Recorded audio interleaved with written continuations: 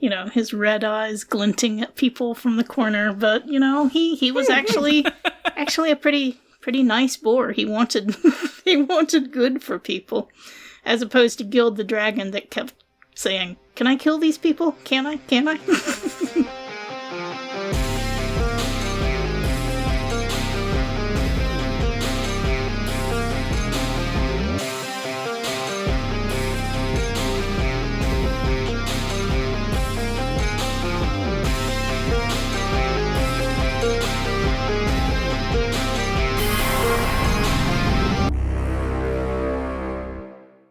Welcome to the Skiffy and Fantasy Show's Mining the Genre Asteroid. This is episode number 5 of a show where older, overlooked genre gems are dug up and discussed anew. Come for the gentle pastoral fantasy. Stay for the revengeful incitement to a nasty civil war. But is it nasty? It's sort of moderately unpleasant. That's the plan, anyway. That's the plan. It doesn't go according to plan. It does not. Well, I'm Sean. I'm Trish. And I'm Paul. And on today's show, we will be discussing 1974's The Forgotten Beasts of Eld by Patricia A. McKillip. Before we get into our discussion with you, a reminder to our listeners. Please share your questions and comments with us about our show at skiffyandfanny.com/listener-suggestions. If you aren't already, join us on Twitch for Sean's Alphabet streams every Friday at 7 p.m. Central to be a part of our interactive live streaming format. Finally, be sure to join our Patreon and be part of our special Patreon-only events on Discord. Please share and support this fabulous show so we can bring you more SFF awesomeness. Review us wherever you get your podcasts.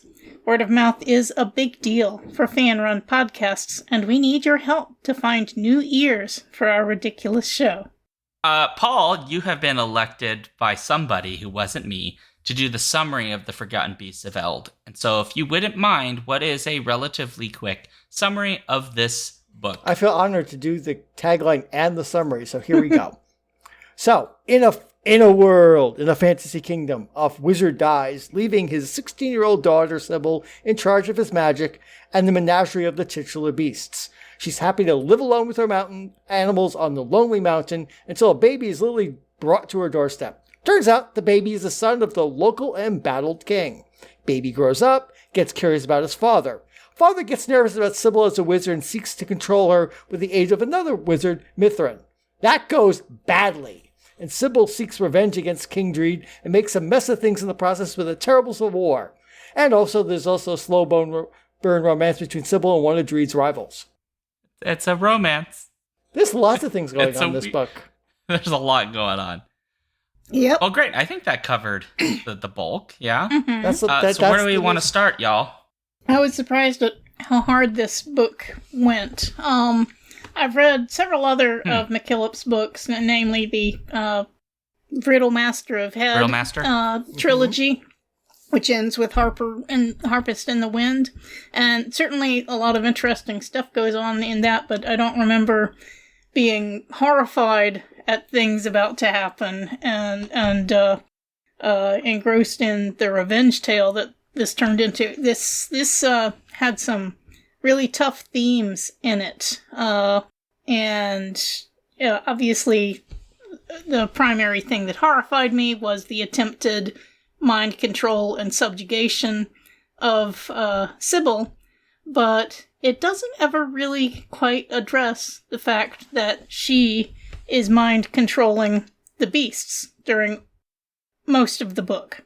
It does kind of, sort of, when she's thrown off Mithrin, and, well, Mithrin has been dealt with quite bloodily. I think she kind of has a moment of self-revelation there for a moment there that she realizes, oh wait, I'm doing this. Do I do the same thing to these beasts that he and Dreed were going to do to me? And then kind of forgets about that till towards the denouement where she just wants to set everybody free. Yes, we've gone into spoil territory at the 5-minute mark. Sorry, live with it. So yeah. So she has. It takes her a while to actually come to that realization that, oh wait, I'm doing to these beasts what what Dreed and Mithrin were going to do to me.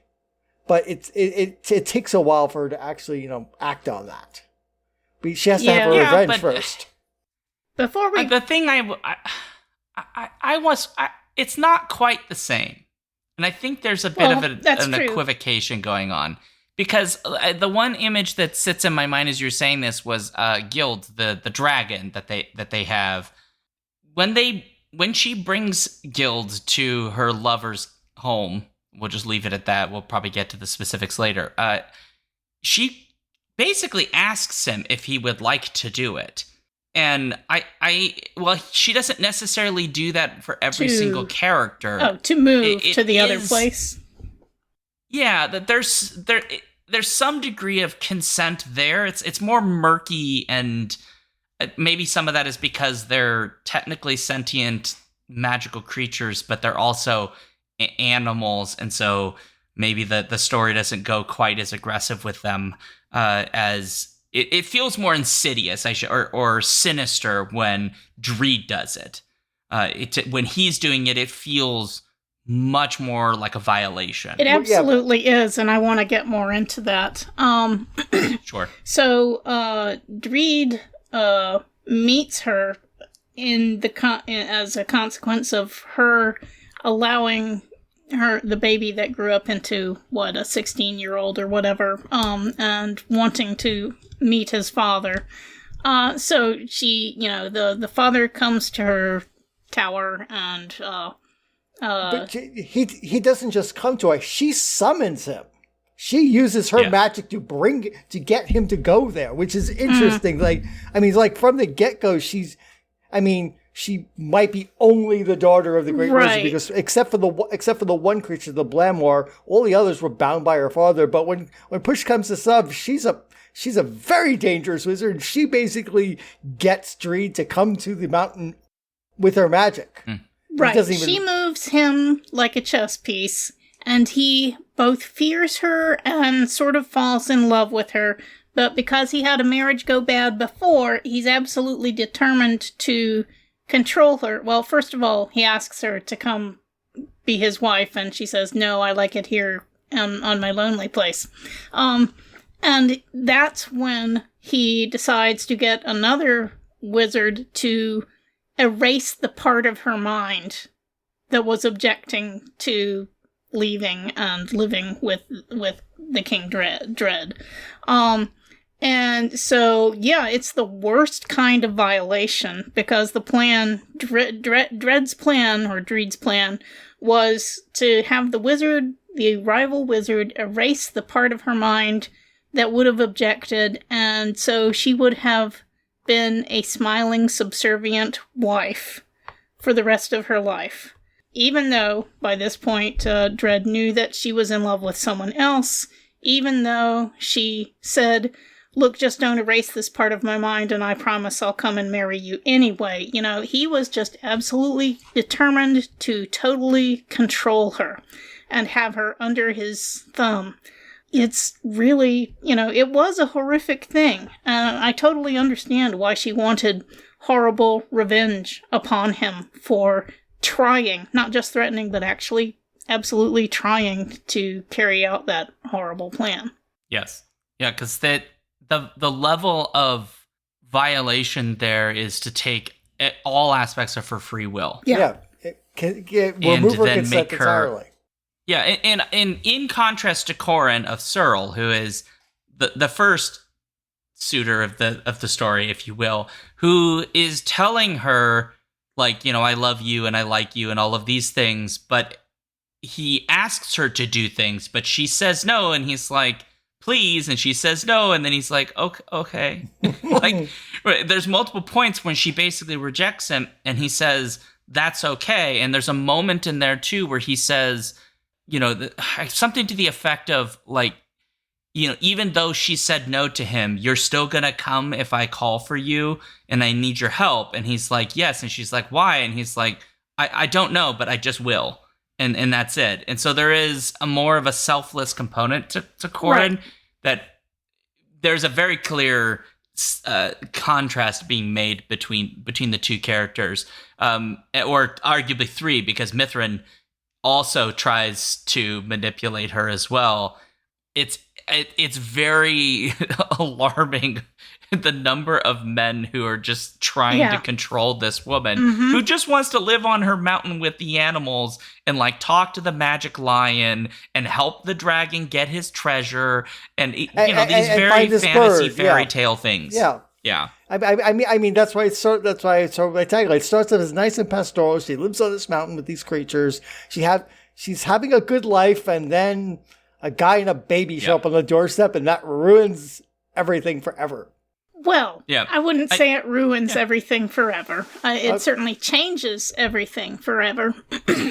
But she ends up loving the baby that she got handed to her.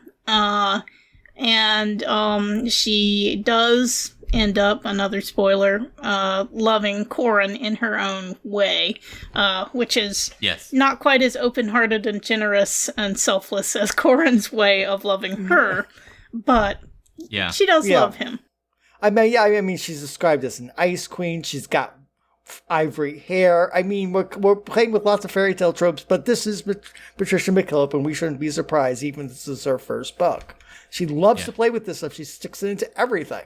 It's not quite her first book. She wrote a couple of children's books in 73, but it's her first adult book, and I believe it won the World Fantasy the year that it came out. So basically her debut, and the Mythopoeic.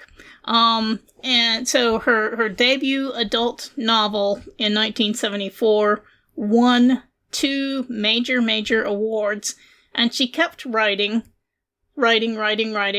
through 2016, and she won lots of awards in the meantime, including in 2016 with Kingfisher. She won the Mythopoeic again. So she had an amazing run of high quality, mostly fantasy, I think maybe all fantasy, but she was a great writer. She only died in 2022.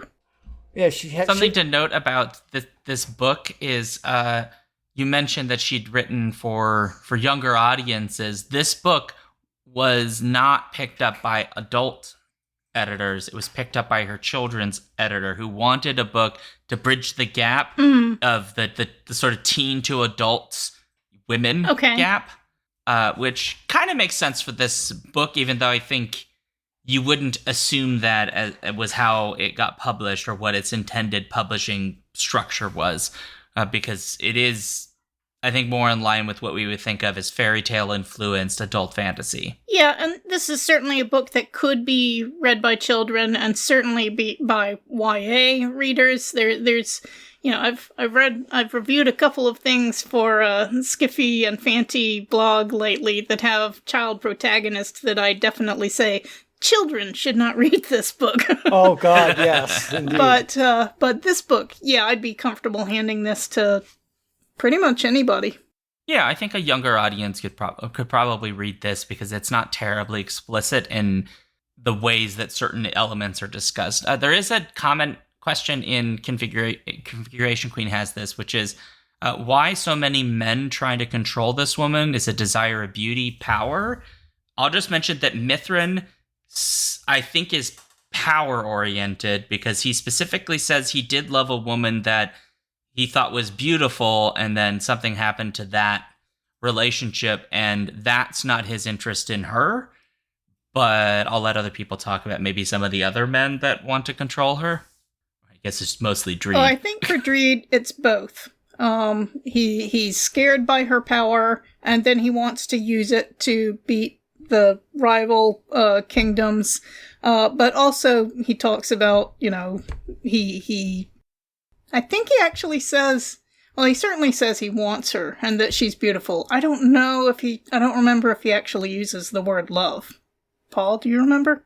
Yeah, no, he does. Yeah, he desires her. He wants to marry her, but love doesn't really come into the equation. He's really oriented into her power because, I mean, it's not other kingdoms. It's his own kingdoms kind of ridden with these rival lords. And there was a battle some time ago that he barely won. He's kind of holding on to the kingdom by the skin of his teeth. And she's got demonstrable power. And he wants that power and fears that power to try to keep his kingdom afloat. Because, one false move and things will go into civil war. Oh, wait, they do, because she decides to use her power and not even and subtly at first, not just, she doesn't unleash her beast. I mean, she basically gets people on side of the rebels by basically saying, hey, I'm supporting the rebels. And they say, oh, we're going to support you now. Right. Well, she basically, she barely escapes from the attempted mind rape and domination and subjugation that was planned for her. And at that point, she goes home and tells Corin, the guy from the other kingdom, that, okay, I'll marry you after all. And she doesn't tell him that she's doing this mostly at that point to get to the other kingdom and start her war plan, because she wants to utterly crush, humiliate, defeat, and punish Dreed, yeah. King Dreed for trying to do that to which her.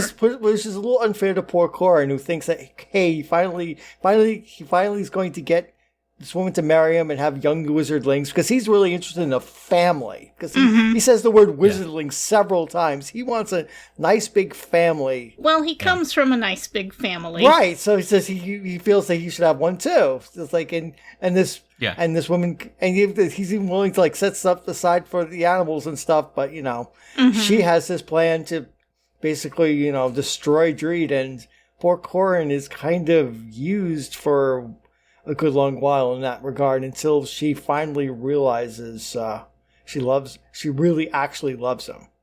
Well, and you blame her, because Corin, there are a bunch of very clear sort of fairy tale archetypes in the story, right? He is, the chivalrous knight figure. And in every way you could imagine, he sticks by his word. He does not lie. He is pretty frank and honest. He believes in honor, and when he tells her he's going to give up his hatred of Dreed and his desire to kill Dreed and to be with her, he means it. He tells his family when they try to pressure him to maybe get Sybil to get involved in things, he says, no, I made a promise to her and I'm keeping that promise. Promises mean something. And I think that's really, really important, because Corin, for the most part, maintains who he is, and it is, the evil Dreed manipulating Sybil and trying to destroy her, really, that to some degree forces her to become a completely different sort of mythic archetype, right? She goes from being the strange woman and the strange wizard lady that lives in the mountains to, the terrifying sorceress, essentially. Yeah, it's a very interesting character arc. Woman right. Go ahead. It's really troubling, though, that she decides she's just going to keep this secret from Corin, her husband. She's going to go behind his back, talk to his father, his brothers, tell them, we're making this war plan. Actually, I just mainly married Corin to get back at the guy who tried to ruin me. And she thinks she's going to keep that secret from him. And she also thinks at the same time, she'll be able to control this war so much that her foster son will also be safe. And, it's just kind of crazy to think that she can do all that. But eventually, of course, Corin does find out that she's been lying, at least lying by omission, and I think some direct lies in there too, about her maybe not an evil plan, but certainly her hard-hearted plan. Cold-hearted, yeah. Cold-hearted, yeah. Yeah, we haven't talked too much about Tam yet, and probably we should, because we first meet him as a baby that Corin brings to basically keep safe, to Sybil, and then we jump 12, 15 years, and then he's just living on the mountain. He's happy. He plays with the animals, and then the Mountain Kids. Yeah, he's with the Mountain Kids. Yeah, he's friends with the Mountain Kids. And then, of course, the problem with his father comes up, which is Corin's fault, because Corin brings up, he says, like, well, you should talk to his father. You should know his father. And until that point, Tam didn't really seem to care.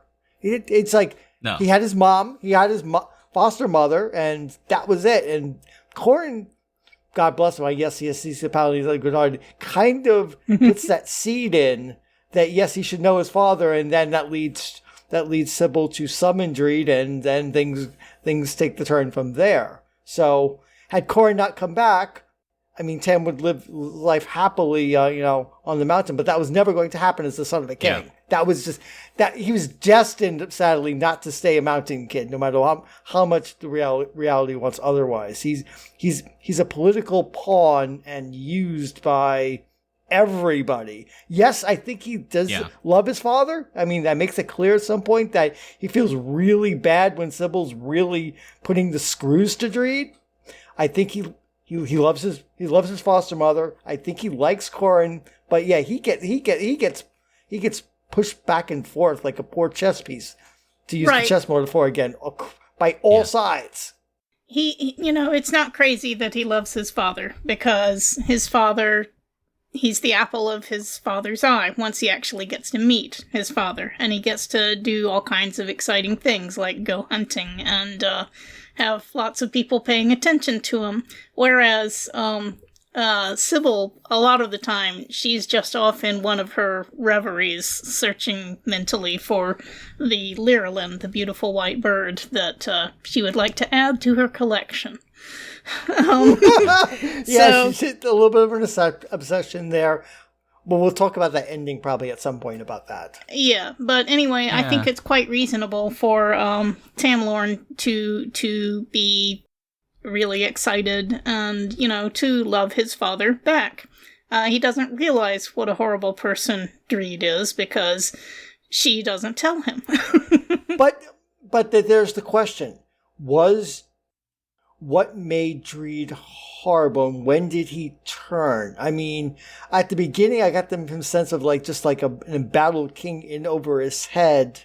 So when did he decide to turn evil? And is it fear? Is fear the mind killer here? Yes.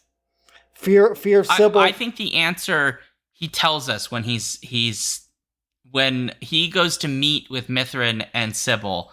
And Sybil's begging, please don't take away basically my free will and my will to choose. Don't make me a love zombie, is essentially what she's begging for. Right.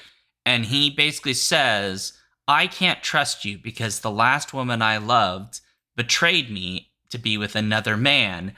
You will do the same thing. And so the only way I can have you in my life and have you is to steal from you the thing that would allow you to betray me. He's afraid of power. Some of that is not entirely his fault. He makes this point, I think, that maybe we don't talk as much about with like people who are kings, and which is like everybody around him is jockeying for political influence because he's a king, and he can't entirely trust anybody. Right, he's a weak king. Remember that he just barely won that battle, and so he's holding on to that kingship with his fingernails.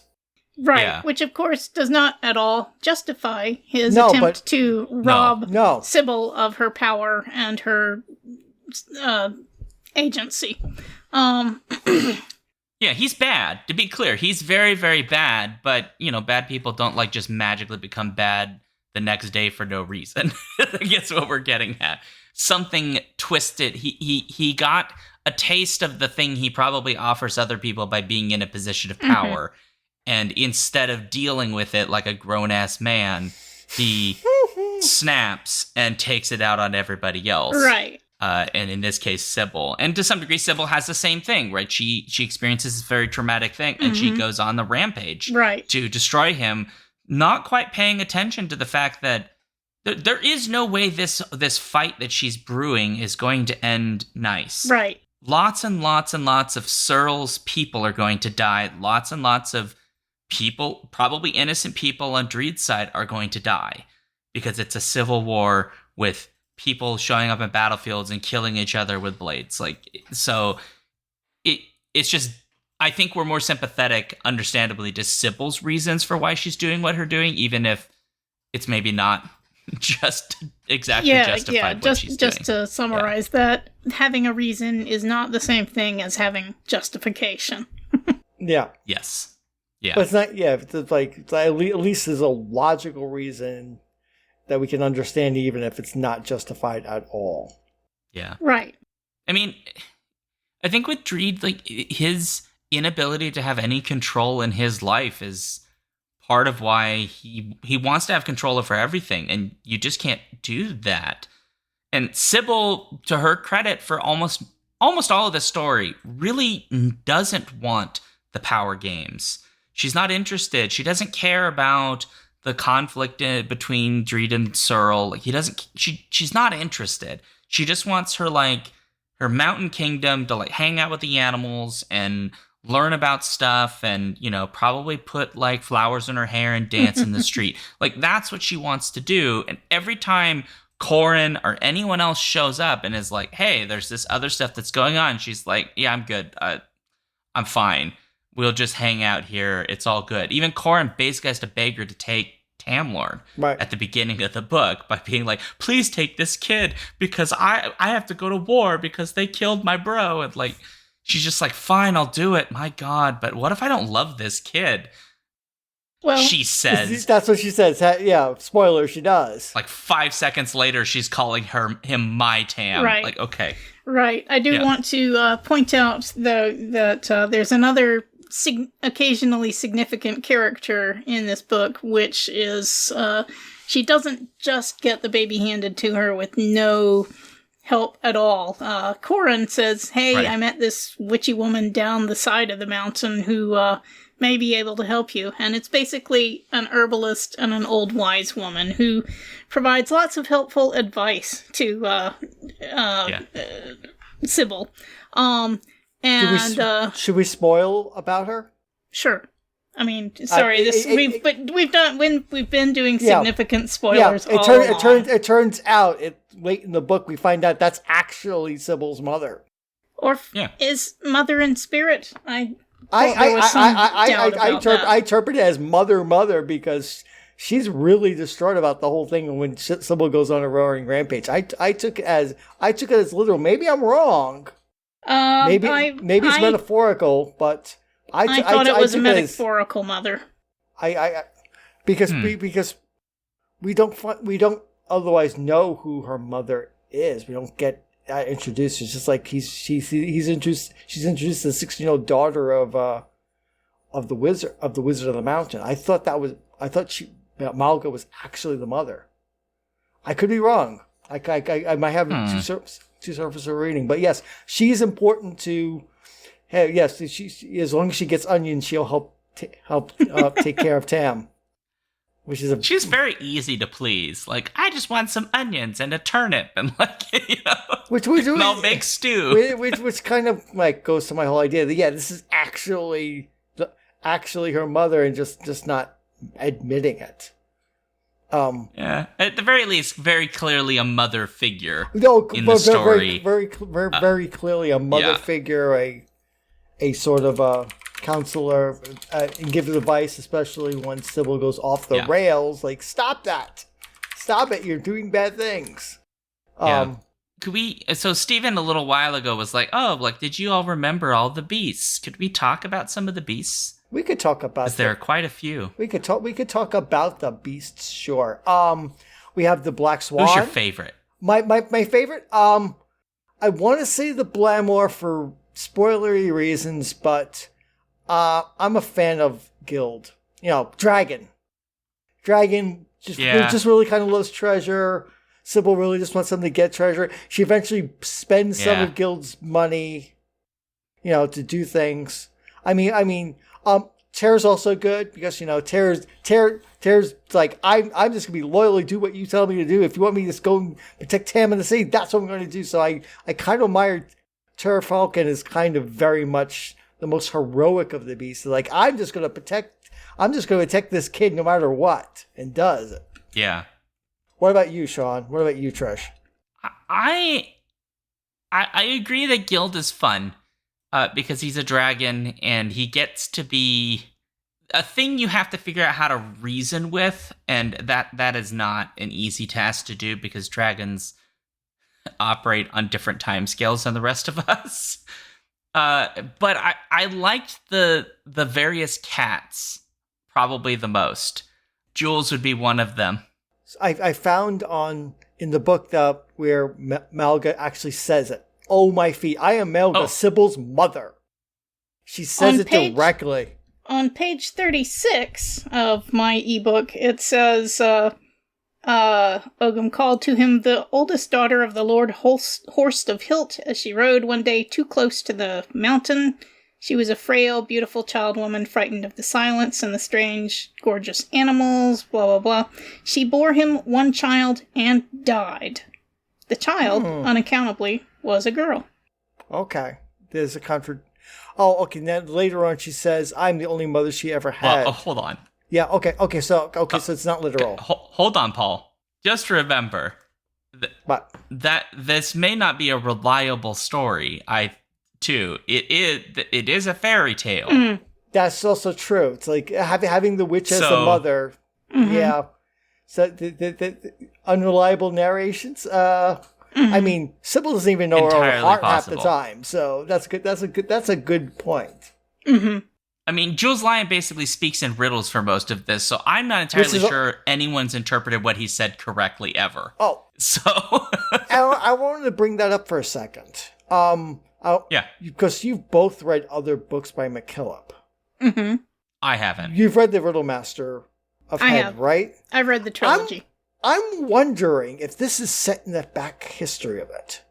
Because, as I recall in Riddle Master, I mean, wizards are kind of like gone. They're like gone and forgotten about.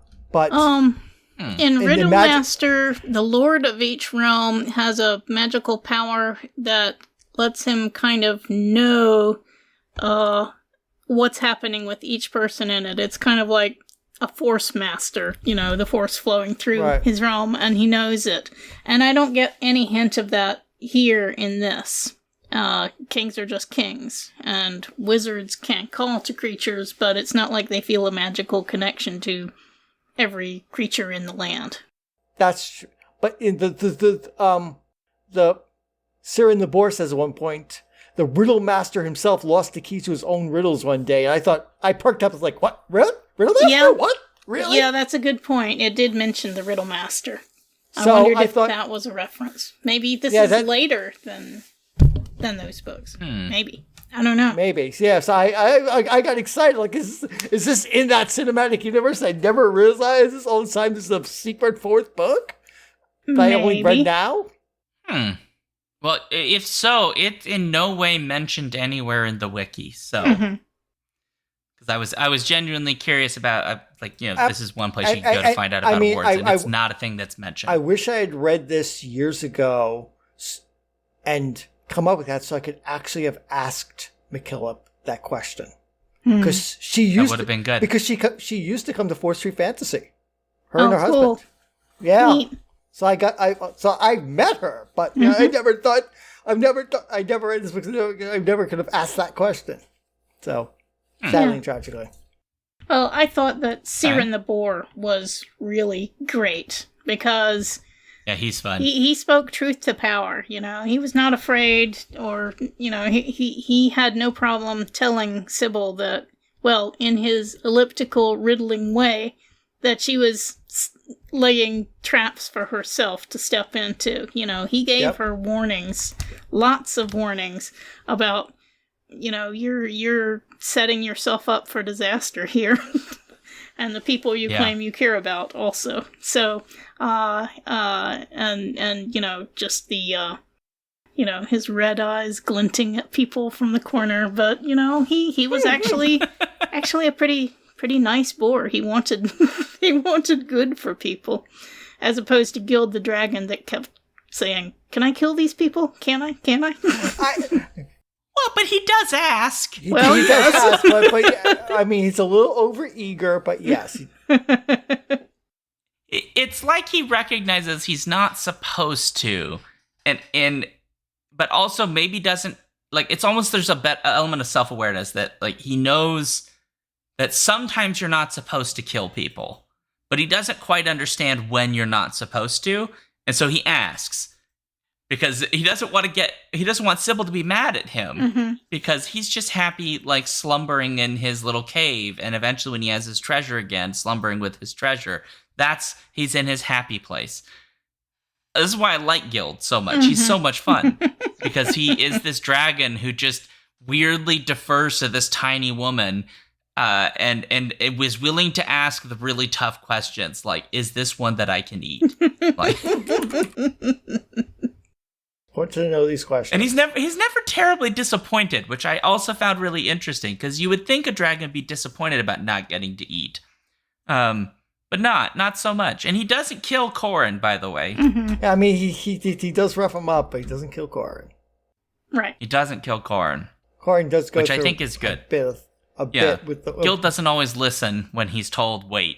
He's not terribly patient for a creature that lives for presumably basically forever. Which I do find funny. Let's talk about Blamor.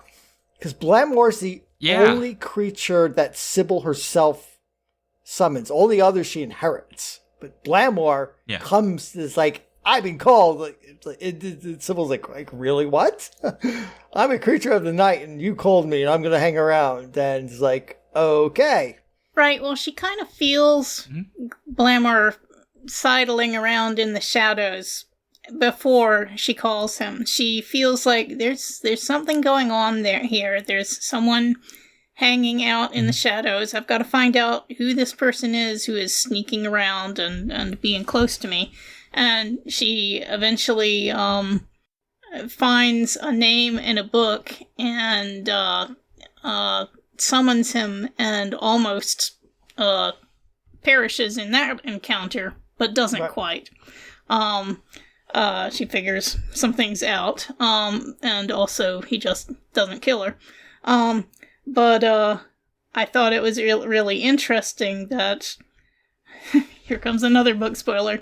Because he was a creature of the shadows, when Mithrin the wizard was combing through her mind, gaining all her secrets, he missed that one. Because shadow creature, she just didn't think about him a lot or something. Anyway, somehow he missed that piece of her history. And so she was able to draw on that to save herself from the mind rape that she was about to undergo. And in some ways, Blamor is the most powerful of the group because, I mean, Mithrin, like, basically, like, freezes, like paralyzes Terrafalcon. He's like, he's I mean, he makes the point that he's been around for hundreds of years. He's powerful. He's seen it all, and Blamor basically curb stomps him. Mm-hmm. So that curb stopping is a little too nice. It wrings him out like a sponge. Yes. Yeah. I mean, Mithrin didn't see it coming. It's like, I mean, his arrogance and power. Yeah, he was a big, powerful wizard, but Shadow Demon, sorry, you lose. That's Blamor's referred to as the incarnation of the fear men die of. Mm-hmm. Yeah. But also, I don't exactly know what that means, but also, he's also the Lurelin. Now I'm going to mention it. At the end, it turns out the other side. Yeah, the other side. But we don't get to see that until the very end. What she's searched for all this time has actually been there all along, which is very much a metaphor for this, but kind of like the love for Corin. It's like been there all this time. She just had to see it. Open her eyes. Yeah. Well, the duality is not something that would occur easily to most people. There's this horrible shadow monster, and also this beautiful singing bird. So it's the duality is presented, but not really explained, I would say, of this creature. But it feels good. It feels right, but it's kind of a mystical thing that doesn't really get explained. And then we got Mariah. Oh, the cat, yes. Mm-hmm. Yes, the Lady of the Night, the lady as of Corin calls her. The Lady of the Night, yes. Right. Yeah. She is a huge black cat with a sweet silken voice and teeth like honed polished stones. Nice. There's a lot of beautiful language in this book. Oh, yeah. It's really it's pleasure very fantastical to read. It's kind of an old-fashioned fairy tale feel to it. Yes. And I wouldn't say that the themes are darker than fairy tales, because a lot of actual old fairy tales, as opposed to the Disney-fied versions of them, a lot of the actual old fairy tales are very dark and grim. So it's not like it goes away. I see what you did there. Yep. Not with 2 M's, though.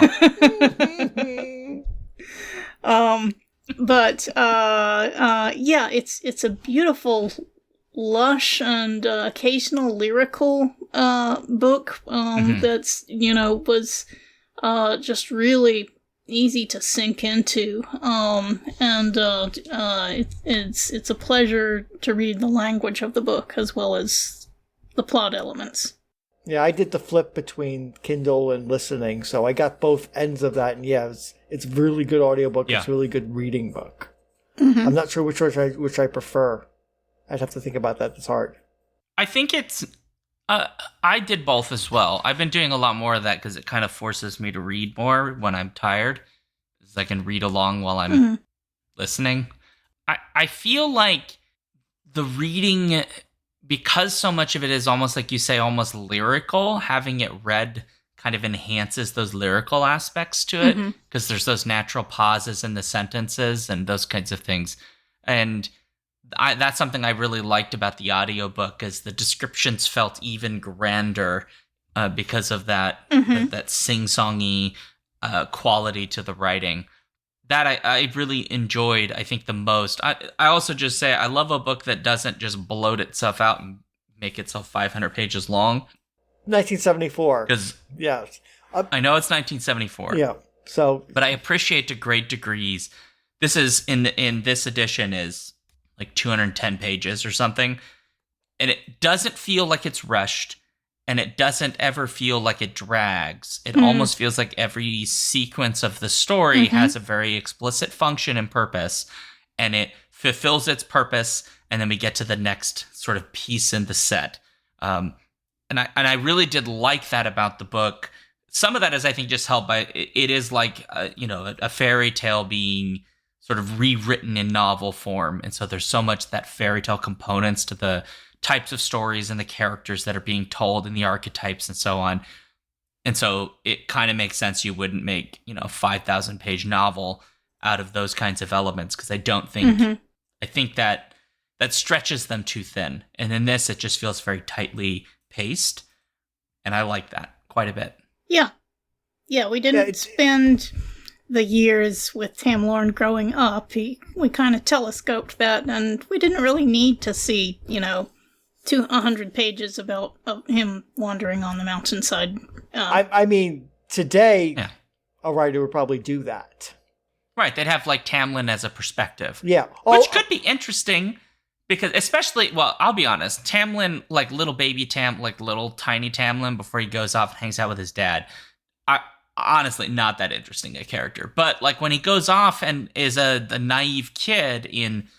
a dangerous court environment, that's actually that could be interesting. I mean, we find out what happens, but I mean, because he tells a bit to his mother, but it's like that would be something I would like to know more. There's another bit that if you want that, I recommend The Curse of Chalion. That's a whole lot of that book is about naive kids from the country getting sent to court and having to cope with that. Country bumpkins. Yep. Some of Sherwood Smith's stuff also fits that. Like, we're a country kid and we're in the city in this court. Oh, great. Yeah. One thing I did want to know a little more about, because it gets only told a bit, but it's important because it ties in with Mithrin, is apparently our wizard Sybil's been stealing magical books from wizards for all these years. And apparently that's how Mithrin first found out about it, because she steals a book. She steals a book from her because she's trying to learn more magic, but it gets a little develop's not the right, under discussed, but it's like clearly she's just been going around stealing books for years. She learned that morality from her wizard dad, who took anything that he wanted. Now, Malga, the witch down the mountain, did manage to teach her some kindness as she was learning how to bring up a baby, but Malga apparently failed to instill ethics. Thou shalt not steal. Yeah, Sybil takes what she wants. Now, hold the fort. Mithrin's kind of a piece of crap. So yes, but I'm not entirely sure he deserves to have those books. Well, she didn't know that. She didn't go into his character. She just saw, I see book I want. Wrong. I take book. She didn't. And he's not the only wizard she does this to. She mentioned she's done this to a bunch of them, and not all of them are going to be Mithrin-like. Well, sure, but so far all the wizards we've met have not been terribly nice. Mm-hmm. So we 3, yes, the father, the daughter, and Mithrin. Yeah. There's weird father figures and creepy guys who try to force female wizard ladies to be his concubine. And that reminds me of something I wanted to come up. We've been talking about fairy tale, but the other thing this kind of reminds me of, and I got the idea from somebody. It's like this is kind of like an alternate Arthuriana sort of tale, because we've got wizards and courts and like a lost heir. A lost heir, so it feels like it's like an Arthur story, with Tam as Arthur, obviously, from a different world, in a different world. So we got the. I mean, Corin is not Galahad, but he might be Lancelot if you squint. But so. It's playing in that chord as well, kind of resonating with Arthuriana without actually being Arthurianic, which means people should. Interesting idea. Yeah, it's like kind of like Natania Baron's Arthuriana. This feels like that in some ways. That's what I was thinking. Yeah. I want to mention, if anyone in chat has any more questions or issues they would like us to discuss, feel free. I wanted to mention I read the book through Hoopla, and it had Hoopla actually, at least the contract that my library system has, had 2 versions of it, the original and a 50th anniversary edition that had forewords by Gail Carriger and Marjorie Liu, I think, and had some charming illustrations by Stephanie Law, so I didn't try the original. I went to the 50-year anniversary because I thought there would be some interesting stuff in it. And yes, I really liked the illustrations. They're very simple, old-fashioned fairy tale illustrations, kind of like, I don't know, the kind of things you'd see in George MacDonald's Curdy books or something like that. They're just very simple, or something like Tolkien might have drawn in his, except more earnest and less humorous. But anyway, just really nice additions to look at. Cool. That was the ebook. I got the regular ebook because I was able to pair it with that audiobook and just go from one to the other. Mm-hmm. I need to get into my library and start borrowing, but I bought this. This is one. I have the Riddlemaster stuff somewhere on a shelf, but this I didn't have. So until the government takes away Hoopla, we should use Hoopla. Things like Hoopla. Yeah. Okay, I shouldn't have been. I should not. Let's not go there tonight. It's okay. Okay, that's fine. Yeah, I don't know. I think we're kind of hit it. Yeah, this is not a gigantic. I don't know that there's a lot more to say. Lovely language, interesting set of characters. It's Briskin. Yeah. Briskin hits it. It has beautiful language. Got that Arthurian feel. It is kind of fun having a story about a kind of weird wizard lady from the mountains having to go be among everyday people and finding out that, it turns out when you just hang out with giant lions and dragons and things, your people skills are a little rough. But are the beasts really forgotten? They're never forgotten. everyone kind of knows. Oh yeah, yeah. What is? I don't think the title is quite appropriate. It's more like they were legendary, and a lot of people may not have believed in them until. Yeah, because I think early on, it's like Corin's like, I don't know, I want to go up there because there might be stuff up there, but it's like I don't think they're forgotten so much as legendary. Mm-hmm.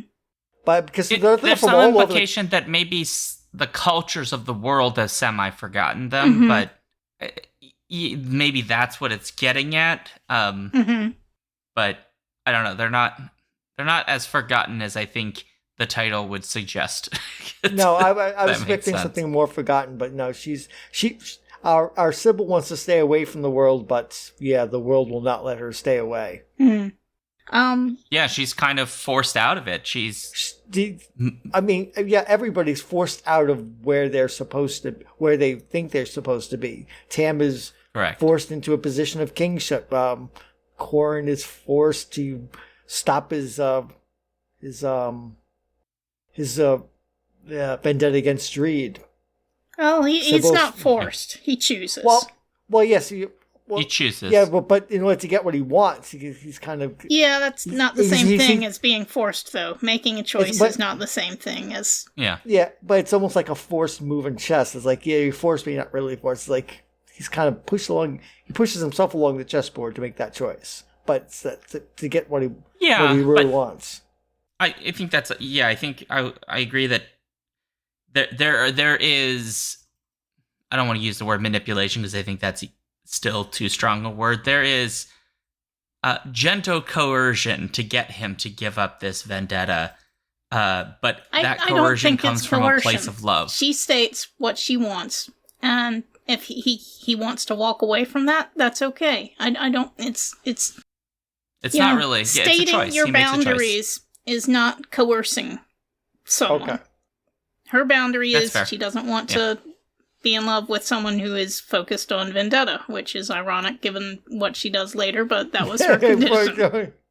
I do think we should mention, probably, since we've spoiled so much, that in the end, there is not actually a war, because Sybil is brought to face just how ugly her plan is, and how awful it's going to be for everyone if it goes through. And so instead of using her beasts for power in the war, she frees them all and says, we had our plan, but I'm going to say, no, you are all free to choose what you want to do. And happily, what the beasts choose to do is mainly lead people away from the war, get them hunting them, and then they get away, of course, but because they're magic. But, a lot of people get confused and kind of lost in the forest for a while, and, some people disappear, I think. Yes, some people disappear and are not heard from again, mainly the nasty ones who were trying to control Tamlorn, the heir. But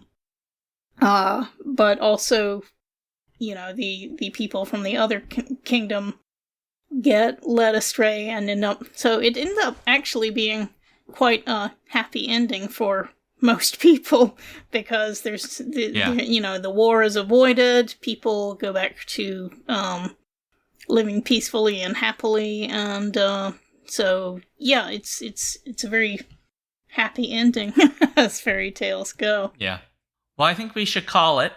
I enjoyed this a lot. I'm glad the two of you joined me on yet another Mining the Genre Asteroid adventure. You're welcome, Paul. I don't have a choice. Our first one into full-on fantasy. Mm-hmm. Paul, I didn't have a choice. You called me by name. Oh, are you saying I'm a wizard? You're a wizard. Of course you are. You're a wizard. What do you mean? Of all of us, Paul, who actually would be a wizard? You. I mainly play clerics and paladins. Yes, that's what you play, but in the real world, surrounded by all your books, you're a wizard. Yeah, that's fair. You would be a total wizard. You'd pull out some strange spell while we're all hanging out at a convention, and it would be like confetti in the room, and you would be like, this is This is McDougal's happy confetti spell that I found in a magic book that I got at the library. And of course, Prince Justin is thousands of years old, which supports the wizard theory. Damn it. Correct. Fair point. Yep, we're on to you. All right, guys. So thanks very much, everybody. This has been wonderful. So if you'd like to let us know what you thought about this episode, or you'd like to suggest books for us to cover for Mining the Genre Asteroid, because it turns out picking the next book is weirdly hard every time, you can always do that at skiffyandfanty@gmail.com. You can also join the Discord via our Patreon page. You can talk to us there, which we would love to have you there, so please do. We are on Blue Sky, Threads, Mastodon, YouTube, and a whole bunch of other places. This show comes out as audio on our podcast, which is on like iTunes, all of those things. And then it is also on our YouTube channel as the video version. So if you don't catch it live, you can catch it that way if you'd like to watch our beautiful faces and see what it's like when we smile. You can find links to all that stuff at skiffyandfanty.com/skiffythings. We are here again, 7 p.m. Central every Friday for Skiffy and Fanty's live format. So please come for that. That is at twitch.tv/alphabetstreams. And if you like what we do, please go to patreon.com/skiffyandfanty and give us $1 of your money. Just $1. More is welcome, but honestly, guys, I get it. $1 is enough. We do accept Canadian dollars, and every Canadian dollar gets a gold star. True fact. Because we like Canada, and I just really want Canadians to know that we really like you guys, and half of our crew is like Canadian, so we're going through some stuff at the moment. Loonies, whatever they're called. Look, Canadian money objects. In chat, Configuration Queen is calling them loonies. I don't know. Is that what they're called? Yeah. I haven't handled Canadian money in 25 years, guys. You have a lot of gold stars, Stephen. Yes. Yeah, lots. A lot of gold stars as Stephen Geigenmiller. Mm-hmm. Anyway, I'm at SeanDuke.net. You can also go SeanDuke.net/SkiffyThings to find me. No, SeanDuke.net/DukeThings, not SkiffyThings. I don't know what I'm doing. I'm also here Wednesdays and Sundays at 6 p.m. Central on the Alphabet Streams channel. All right, you can find me, Trish, on Blue Sky at P.E. Matson, on Mastodon at newsy.social at TrishEM, and on my blog at whatsthewordnow.blogspot.com. And as I mentioned, I do a fair number of reviews at the Skiffy and Fanty blog as well. And you can find me ubiquitously on the internet as Prince Justin with a V, PRINCEJVSTIN. Just use that just about everywhere good people are, and you'll find my work. Perfect. As required by the Skiffy and Fanty bylaws, I now need to make this happy, and I will just let everybody know that Paul told me secretly before this podcast that all the members of the Skiffy and Fanty show will be moving to a mountain compound. Oh, wow. In the Rockies, where we will all be working to call in all of the majestic, magical beasts of the world to take care of them and provide them sanctuary and refuge from the difficulties of the world. And so the first of them will be Billy Bob McBobblelobble, which is a type of three-legged deer that only exists on the border between New York and whichever Canadian state is immediately above New York. I forget, but that only lives in that border area. I think you just filled Canadian geography. But on that happy note, end scene? Awkward ending? Yes. Happy ending, end scene.